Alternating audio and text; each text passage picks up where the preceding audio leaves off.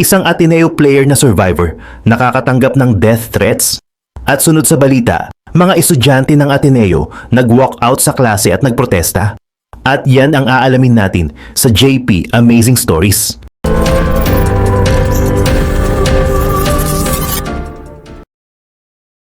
Sa gitna ng patuloy na kontrobersya sa nangyaring trahedya sa Aurora, humingi ng kapatawaran si Ateneo de Manila University President Father Roberto Bobby Yap sa harap ng graduating students ng universidad. Hindi simpleng pagbati ang naging bungad niya sa graduation ng batch 2025 to 2026. Sa kanyang talumpati, inamin ni Father Bobby na may mga kilos at desisyon na nagdulot ng kalituhan, galit, at mas matinding sakit sa mga naapektuhan ng trahedya. Ayon kay Father Bobby, naririnig niya ang mga hinaing, batikos at insulto laban sa universidad. Hindi raw niya ito binabaliwala at malinaw ang sinabi niya. Humihingi siya ng tawad sa sakit na naidulot nila. Sinabi rin niya na mabuti man ang intensyon nila, hindi raw ito naging sapat. Ayon sa kanya, natututo sila sa mahirap na paraan at nangako siyang kikilos ang Ateneo para maitama ang mga pagkukulang.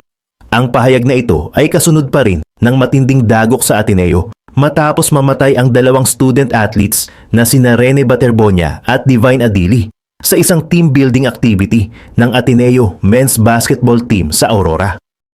Sa parehong araw, inaasahan sanang haharap si Father Bobby sa NBI Homicide Division. Pero dahil kailangan niyang dumalo sa graduation, ang mga abogado na lang niya ang humarap bilang paggalang sa subpoena duces tecum ng ahensya. Ang subpoena duces tecum ay hindi pa para sa personal na salaysay o sworn statement. Ito ay para sa mga dokumento at records na maaaring makatulong sa ongoing investigation ng NBI. Hindi pa malinaw kung muling i-issuehan si Father Bobby ng subpena para naman magbigay ng sworn statement kaugnay ng nangyaring trahedya. Habang humihingi ng tawad ang pamunuan ng Ateneo, isa namang survivor ng insidente ang humaharap sa matinding pressure at banta online. Si Ateneo Blue Eagles player Sam Reyes, isa sa mga nakaligtas sa nangyaring pagkalunod sa Aurora, ay nagbahagi sa kanyang Instagram stories ng ilang hate messages na natatanggap niya mula sa iba't ibang social media accounts. May mga mensaheng kumukwestiyon kung bakit siya nagsalita sa isang podcast sa halip na humarap agad sa NBI. Mayroon ding mensahe na umabot na sa tila pagbabanta sa kanyang buhay. Bukod sa death threats, may ilan ding netizens na sinisisi si Sam at ang iba pang teammates sa nangyari. May mga kumakalat ding haka-haka na may hazing o initiation rites na naganap sa Aurora. Pero sinagot na ito ng incoming Blue Eagles rookie na si Kiefer Alas. Ayon kay Kiefer, masakit makita online na may mga taong ganoon ang tingin sa kanilang veterans. Sinabi niya na hindi raw gagawin ng kanyang teammates ang ganoong bagay sa kanya o sa ibang rookies. Sa podcast interview kasama si Pia Hontiveros, naging emosyonal si Sam Reyes habang ikinukwento ang nangyari sa dagat. Ayon kay Sam, 3 malalaking alon ang tumama sa kanila at naghiwa-hiwalay sa grupo. Noong una, akala nila ay parang sinasakyan lang nila ang alon.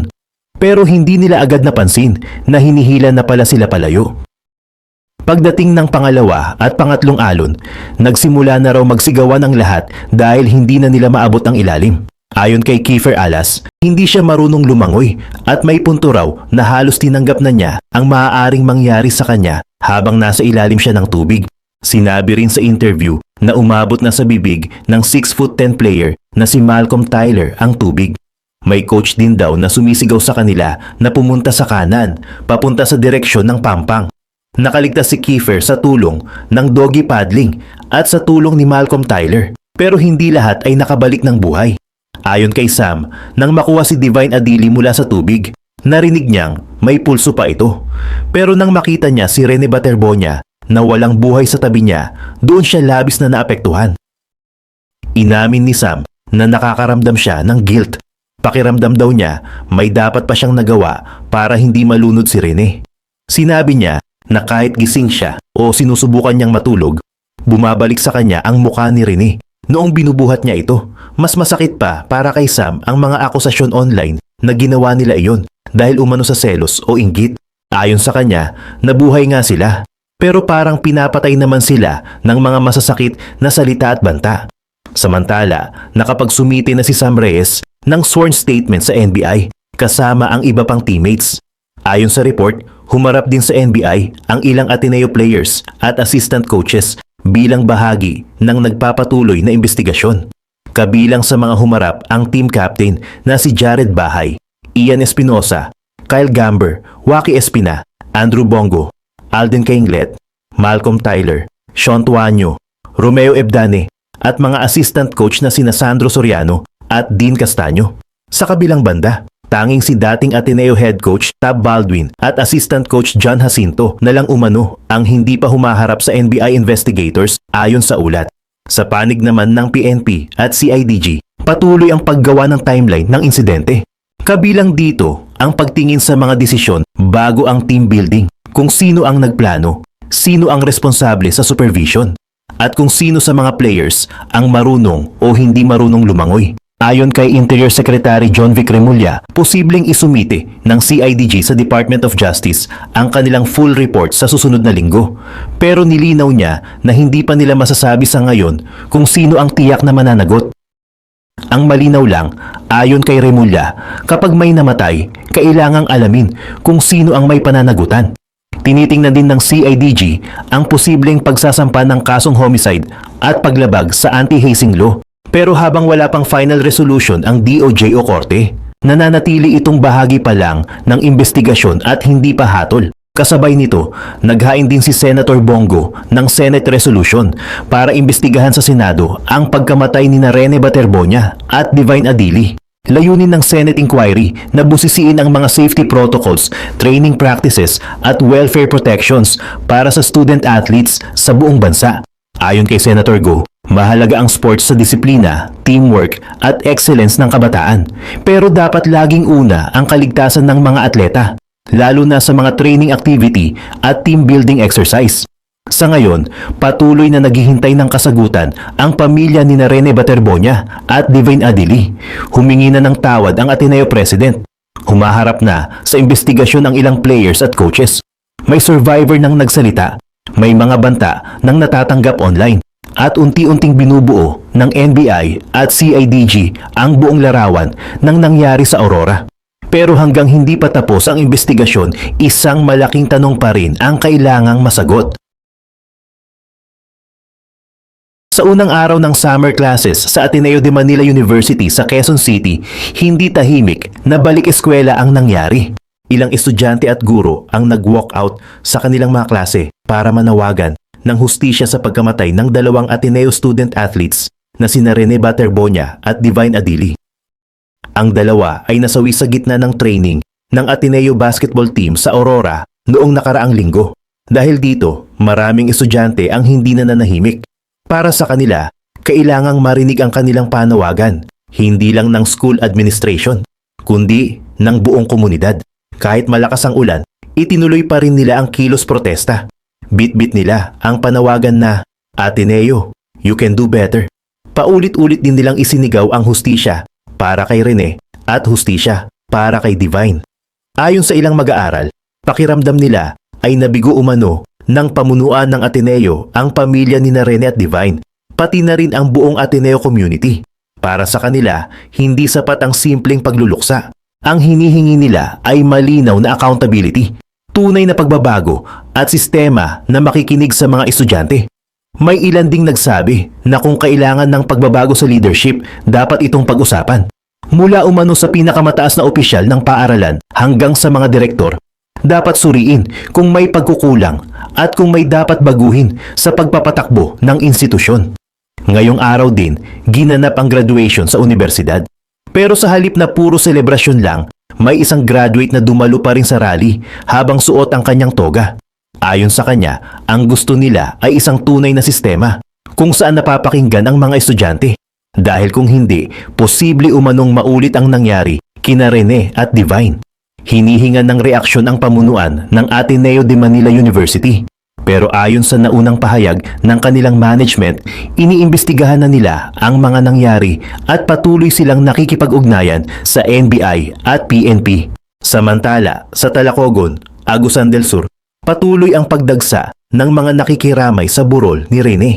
Habang papalapit ang Father's Day, mas lalong ramdam ng kanyang ama ang pangungulila. Ayon sa kanya, napakasakit dahil sa halip na makasama ang anak sa espesyal na araw para sa mga ama, wala na si Rene. Sa ngayon, patuloy ang panawagan ng mga estudyante, guro at pamilya, hustisya para kina Rene Baterbonia at Divine Adili. Ang tanong ngayon, hanggang saan aabot ang investigasyon at sino ang mananagot sa trahedyang ito? Nahaharap umano sa death threat ang isang survivor ng trahedya sa Aurora. Sa halip naman ng pagbati, sorry ang bungad ni Ateneo President Father Bobby Yap sa university graduates ngayong araw. Narito ang agenda report ni Andrea Salve. Our actions have caused anger, confusion, and deep hurt, and I hear the criticisms, the condemnations, and the insults that have been directed at us. I do not dismiss them, but let me say that I am deeply sorry for the pain they have caused. Pag-amin sa pagkukulang at paghingi ng kapatawaran, yan ang naging laman ng talumpati ni Ateneo de Manila University President Father Roberto Bobby Yap sa graduation ng batch 2025 to 2026 ngayong araw. Sa gitna pa rin ito ng kinakaharap na dagok ng universidad, kasunod ng team building ng Ateneo Men's Basketball Team sa Aurora kung saan nasawi ang student athletes na sina Rene Baterbonia at Divine Adili. Our intentions were meant for good, but they were inadequate. We are learning the hard way, and we are committed to make things right. Ngayong araw din inaasahang haharap sa NBI Homicide Division si Father Bobby, pero dahil kinailangang dumalo sa graduation, tanging mga abogado lang niya ang sumipot bilang paggalang sa subpoena duces tecum ng ahensya. Ang duces tecum ay para lang sa mga dokumento at records na maaaring makatulong sa sinasagawang investigasyon. Hindi pa nababanggit kung si Father Bobby din ba ay muling iisyuhan ng subpoena para naman magbigay ng sworn statement hinggil sa trahedya. Sa gitna ng kontrobersiya, isang survivor ang dumadaing sa natatanggap na hate messages sa social media.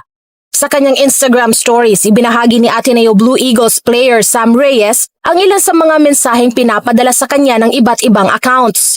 Kabilang narito ang pagkwestiyon sa kanyang pagsalita sa isang podcast sa halip umano na humarap sa NBI. Nagpahabol pa ang user ng tila pagbabanta sa kanyang buhay. Ang isa pa ay sinisisi si Reyes sa pagkasawi ng teammate sa gitna rin ng mga haka-hakang hazing o initiation rites ang naganap sa Aurora. Una na itong sinagot ng incoming Blue Eagle rookie na si Kiefer Alas. It just hurts how people, perceive it that way. Like, I know my veterans wouldn't even think of that.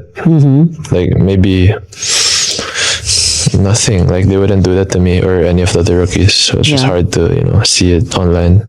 Emosyonal din si Reyes sa naturang podcast nang mapag-usapan ang nasawing teammate na si Baterbonia. I feel guilt lang po kasi Guilt?